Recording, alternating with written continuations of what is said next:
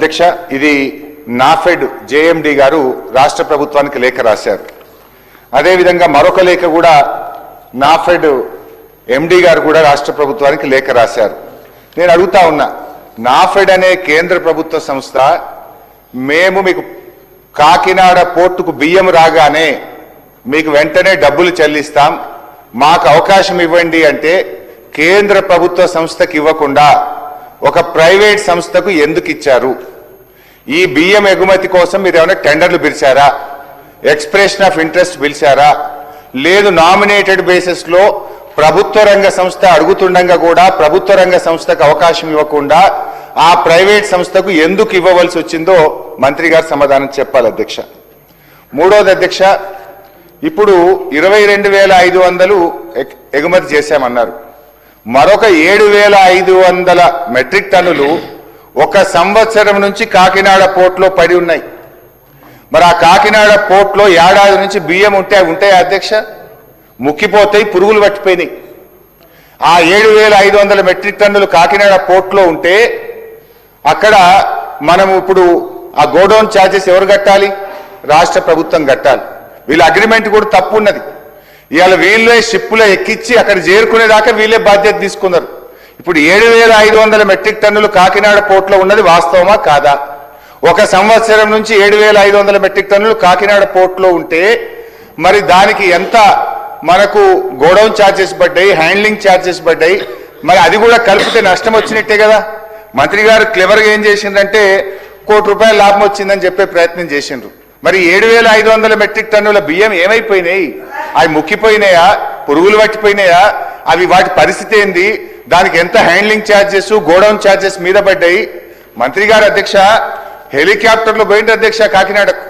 ఇదేదో పెద్ద పని చేస్తున్నాం, వేల కోట్ల రూపాయలు సివిల్ సప్లైస్ కార్పొరేషన్ కు ఆదాయం వస్తుంది, గత ప్రభుత్వానికి తెలివే లేదు, మేము చాలా గొప్ప ఘనకార్యం చేస్తున్నాం అని చెప్పి చాలా పెద్ద పెద్ద మాటలు చెప్పారు అధ్యక్ష మంత్రి గారు.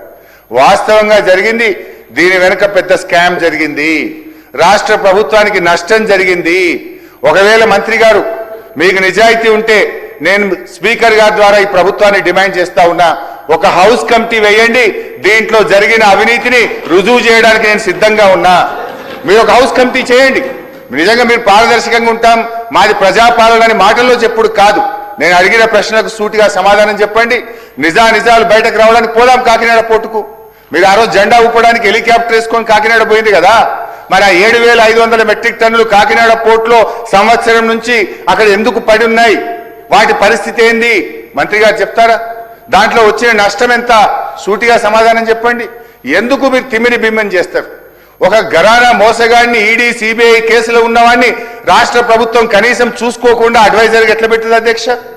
కేంద్ర ప్రభుత్వ సంస్థ మేము అడ్వాన్స్ గా డబ్బులు ఇస్తాం అని చెప్తే కేంద్ర ప్రభుత్వ సంస్థ అడిగితే వారికి అవకాశం ఇవ్వకుండా, నాఫెడ్కి అవకాశం ఇవ్వకుండా ఒక ప్రైవేట్ కంపెనీకి మీరు నామినేషన్ బేసిస్ లో ఎట్లా ఇస్తారు? How the rules will permit? వీటన్నిటి మీద అన్ని విషయాలు బయటకు రావాలంటే ఒక హౌస్ కమిటీ వేయాలని మీ ద్వారా ప్రభుత్వాన్ని డిమాండ్ చేస్తున్నారు. గౌరవ సభ్యులు హరీష్ రావు గారు చేసింది పూర్తిగా నిరాధారమైన ఆరోపణలు, కంప్లీట్లీ ఫాల్స్. ఇటువంటి ఆరోపణలు హౌస్ లో చేయొద్దని చెప్పి నేను రిక్వెస్ట్ చేస్తున్నా. మీకు వేరే ఇంట్రెస్ట్ ఎవరు ఉండొచ్చు, మీరు ఎవరికన్నా రికమెండ్ చేసి ఉండొచ్చు. మీరు రికమెండ్ చేసింది అధికారులు చేయకుంటే మీరు ఆరోపణలు చేయడం ఇట్ ఈస్ టోటలీ ఫాల్స్. మీరు ఈ విషయంలో నేను ఆ విషయాలు ఇక్కడ మాట్లాడుకోవాలి, కానీ మీరు ఒక రికమెండ్ చేసి అది యాక్సెప్ట్ చేయకుంటే ఇది స్కాన్ చేసేటప్పుడు ఇది టోటలీ నాన్ సెన్స్.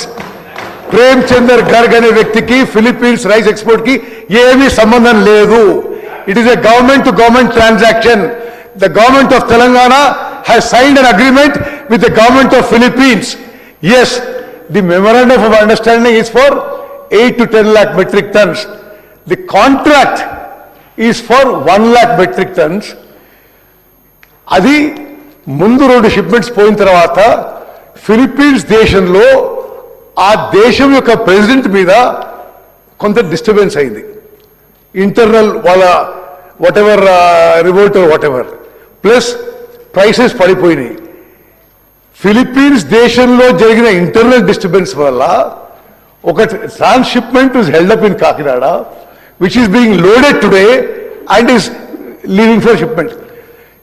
మీకు చెప్పాలి, Philippines government because of the internal disturbances వాళ్ళు ఇంటర్నేషనల్ బ్యాన్ పెట్టిన ఇంపోర్ట్స్కి, specially only for Telangana rice they given a special permit of 6,975 metric tons, which is now being loaded and will leave shortly. అదేవిధంగా మీరు అడిగిన దానికి the handling, the storage in Kakinada, the shipment, the insurance is all being handled by Aditya Birla global traders, which is the world's leading trading company. మీరు నాఫెడ్కి ఇవ్వండి, మీరు ఇంకోటి ఇవ్వండి అని మీరు పైరవీ చేసి అది యాక్సెప్ట్ చేయకుంటే స్కామ్ అంటే ఎట్లా? It is not right. You have your self sent a person to Civil Supplies Commission and said, give it to NAFED or with so and so as a middleman. There are no middlemen. Aditya Birla Global Traders is the world's leading commodity global traders. They own a shipping company. They own a global insurance company. They have been recommended by the government of Philippines. దీంట్లో దేవి scam కి ఆస్కారం లేదు అధ్యక్ష. అదేవిధంగా no okay, you speak after మీ.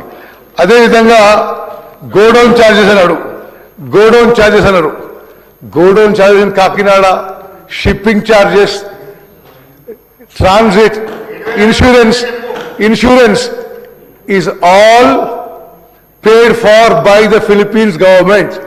తెలంగాణ ప్రభుత్వానికి దానికి సంబంధం లేదు.